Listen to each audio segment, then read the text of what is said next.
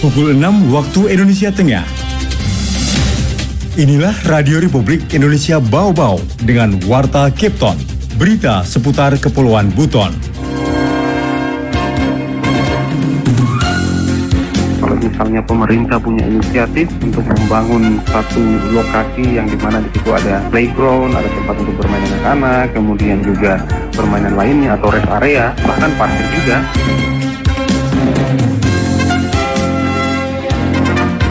Jadi memang saya sudah sering mengharap juga kerjasama dengan pemerintah kota, bagaimana caranya kita tata yang ada di sini. Karena saya pelajari ini semakin hari semakin kuat yang ada di sini.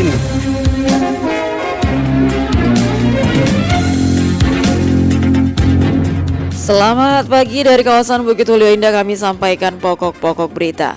Masalah persampahan menjadi sorotan di tengah viralnya jalan bypass Warurumah Lakologo Kota Bau-Bau.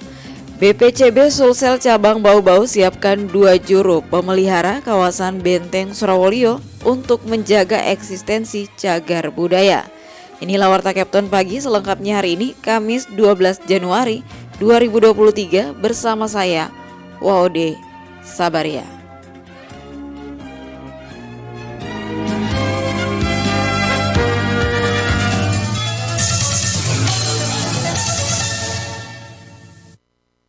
Baik pendengar, kita ke berita yang pertama.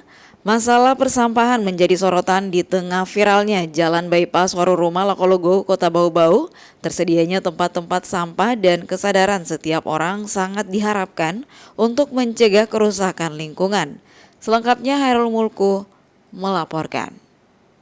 Di sepanjang bypass itu banyak sampah plastik. Itu kan dekat sekali dengan pantai, sekali dengan laut, di mana masalah persampahan perlahan mencuat di tengah euforia kunjungan masyarakat yang berwisata di Jalan Bypass Warurumah Lakologo. Sampah-sampah yang dibawa oleh pengunjung maupun pelaku UMKM belum menjadi perhatian dan kesadaran setiap individu, sehingga ekspektasi untuk menikmati suguhan pemandangan yang indah harus terusik dengan sampah-sampah yang berserakan. Pemerhati wisata dan lingkungan Muhammad Yunan mengatakan tidak adanya fasilitas persampahan di area publik tersebut akan berdampak negatif pada aspek lingkungan.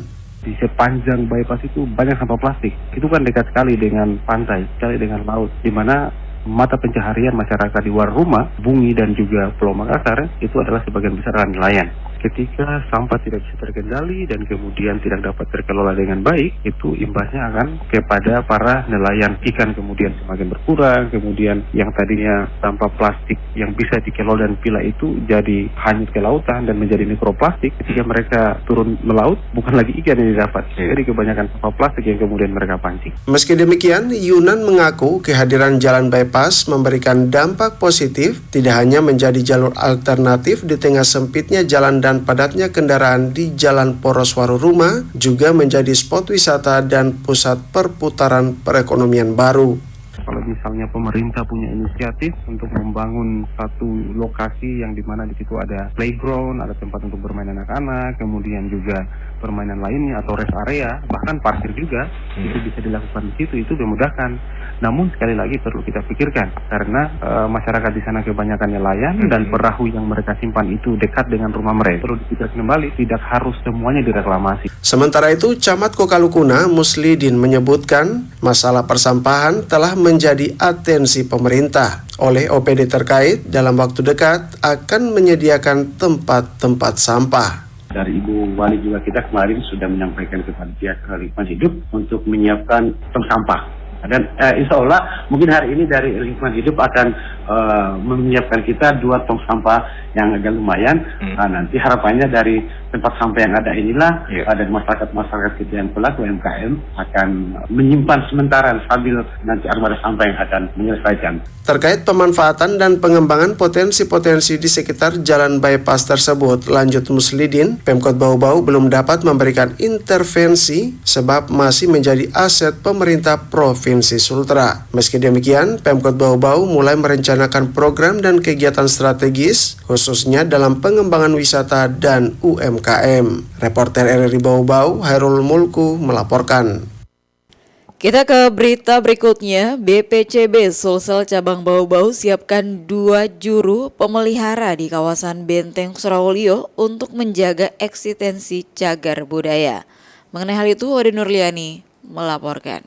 Kebersihan dan keindahan Benteng Surawolio di Kelurahan Bukit Wolio Indah BWI Kecamatan Wolio Kota Bau-Bau patut menjadi perhatian seluruh pihak demi kelestarian cagar budaya peninggalan leluhur. Meningkatnya aktivitas warga dan tingkat kunjungan wisatawan di kawasan Benteng harus dibarengi dengan pengelolaan optimal oleh unsur terkait untuk menjaga kebersihan demi eksistensi situs agar bisa dinikmati anak cucu ke depan. Untuk itu, Ketua Balai Pelestarian Cagar Budaya BPCB Sulawesi Selatan Cabang Bau-Bau Rahmat Suparman mengaku menyiapkan 2 petugas juru pelihara untuk standby setiap hari di Benteng Surawolio 2. Kedua petugas kebersihan tersebut bertanggung jawab soal kebersihan di kawasan cagar budaya Benteng Surawolio. Kalau situs Surawolio ini kan memang kita sudah pasang anggota 2 orang. Di sini Surawolio 1 ada 2 orang, Surawolio 1. Jadi di sini ada 2 orang. Jadi memang saya sudah sering mengharap juga kerjasama dengan pemerintah kota bagaimana caranya kita tata yang ada di sini. Karena saya pelajari ini semakin hari semakin rumah yang ada di sini. Jadi saya sudah ambil kerjasama dengan Pak Camat tadi dengan Pak Lurah. Saya bilang perlu kita adakan penataan di sini supaya jangan dia terlalu amburadul sudah di sini. Itu sudah punya pembangunan rumah-rumah semua. Rahmat mengaku sudah berkoordinasi dengan pemerintah daerah bersama camat, lurah serta RT RW berkaitan dengan kelestarian peninggalan sejarah di kawasan BWI, utamanya penataan kawasan situs agar jauh dari kesan kumuh dan lusuh. Bahkan kata Rahmat, pesan mendiang Wali Kota Bau-Bau terdahulu AS Tamrin melarang penerbitan sertifikat di kawasan cagar budaya. Untuk itu lanjutnya berbicara soal aturan cagar budaya, besar kemungkinan perumahan yang berada di kawasan sekitar situs sejarah dapat digugat di kemudian hari, apalagi tidak memiliki izin. Wadi Nurliani, reporter Bau-Bau. Anda sedang mendengarkan Warta Kepton, berita seputar Kepulauan Buton. Baik pendengar, kita ke berita selanjutnya. Tingkatkan literasi mahasiswa terkait dunia kewirausahaan. UMU Buton gelar Entrepreneur Expo 2023 pada akhir Januari. Kembali Wadi Nurliani melaporkan. Sebagai wujud Entrepreneur University, Universitas UMU Buton di usianya yang ke-4 tahun akan menyelenggarakan Entrepreneur Expo 2023 yang dipusatkan di alun-alun kampus pada 27 hingga 29 Januari. UMU Entrepreneur Expo 2023 adalah sebuah aksi kemitraan yang diinisiasi oleh Sivitas Akademika UMU Buton, unit kegiatan mahasiswa UMU, serta UMKM Kota Bau-Bau yang bertujuan untuk memperkuat model pemberdayaan UMKM yang selama ini telah dijalankan. Ketua Yayasan UMU Buton Ibrahim Marsela mengungkapkan, lewat kegiatan tersebut diharapkan mahasiswa dan pelaku UMKM akan mendapatkan informasi terkait akses modal karena ada banyak kepala bank yang bisa diakses, contohnya terkait KUR, akses pemasaran, hingga akses keterampilan. Di dalam UMU Entrepreneur Expo juga kita kemas ada acara pojok konsultasi bisnis. Jadi nanti ban-ban ini bikin stand untuk tempat berdiskusinya UMKM Buton. Kemudian juga ada demo produk, misalnya memasak, ada hal unik, ada inovasi produk-produk lokal dia demokan di situ. Dan kita akan undang di samping pelajar, mahasiswa, guru-guru, juga yang paling utama adalah kehadiran UMKM. Kampus yang sudah mengantongi akreditasi baik tersebut bakal memeriahkan hari jadinya dengan berbagai event seperti talk show, parade pojok konsultasi bisnis, bazar produk, akses kemitraan, kreasi demo produk UMKM, serta berbagai lomba tingkat SLTA. Adapun jadwal kegiatan 27 Januari pukul 19.30 WITA hingga selesai, yakni pameran produk unggulan, Opening UMU Entrepreneur Expo 2023, Temu Bisnis Persatuan Saudagar Buton PSB, selanjutnya konser dan festival musik tingkat SLTA.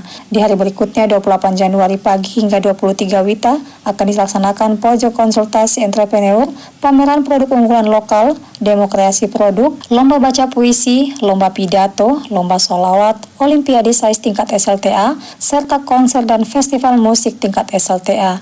Di hari terakhir 29 Januari akan digelar pameran produk unggulan lokal, pojok konsultasi entrepreneur, lomba baca puisi, pidato, salawat Nabi tingkat SLTA, serta konser dan festival musik yang diakhiri dengan closing UMU Entrepreneur Expo 2023. Wadi Nurliani, reporter Bau-Bau melaporkan. Wadi Nurliani, reporter Bau-Bau melaporkan.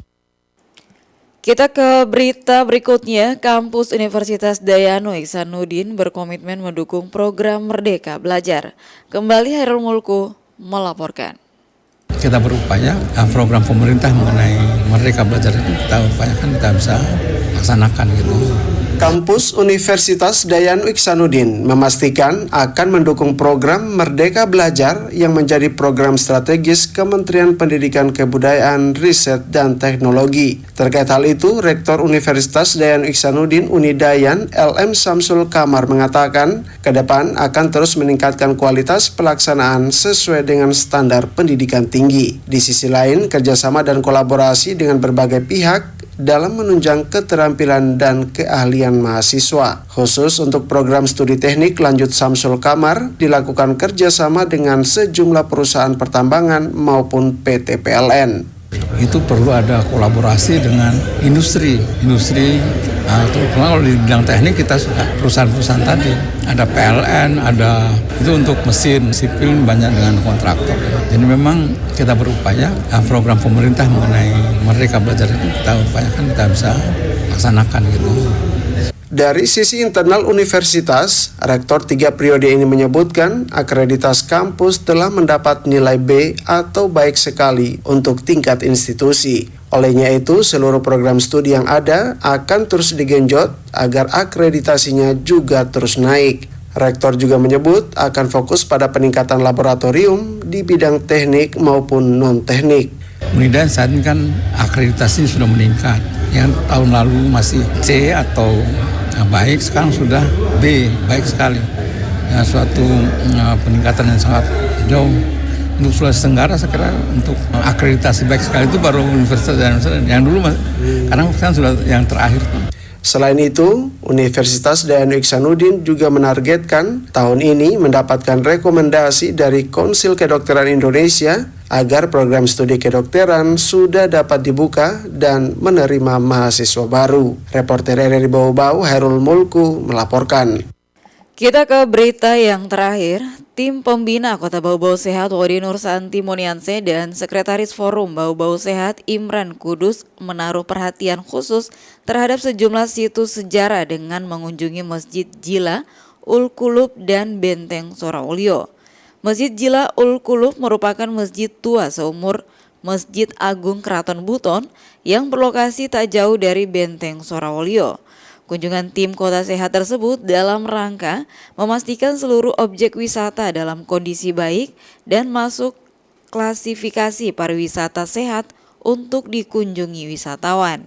Sekretaris Forum Bau-Bau Sehat Imran Kudus mengharapkan kawasan cagar budaya yang ada di BWI tersebut masih bisa digenjot menjadi bagian dari daya tarik wisata. Dalam upaya mewujudkan kriteria pariwisata sehat, Imran yang juga akademisi itu meminta perhatian dan peran pemerintah setempat dengan kerja kolaborasi antara pemerintah kelurahan, OPD terkait, Forum Kecamatan Sehat, Pokja Kelurahan, Karang Taruna, PKK, dan masyarakat di wilayah tersebut. Komponen yang wajib menjadi perhatian semua pihak agar menjadi magnet wisatawan untuk berkunjung adalah perkara kebersihan cagar budaya, perilaku pengunjung dan pedagang di kawasan wisata, serta akses UMKM dan sarana penunjang lainnya. Hal lain yang patut diperhatikan, kata Imran, bangunan liar yang sifatnya permanen di sekitar kawasan cagar budaya, utamanya yang tidak berkaitan dengan cagar budaya tersebut.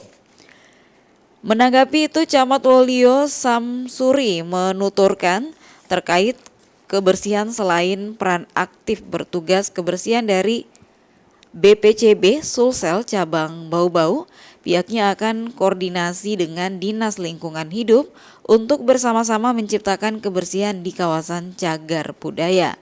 Berkaitan dengan bangunan liar, pihaknya bersama aparatnya hingga tingkat bawah RT RW akan mempertegas soal penggunaan lahan. Tidak boleh ada lagi bangunan tanpa izin berdiri di sekitar cagar budaya.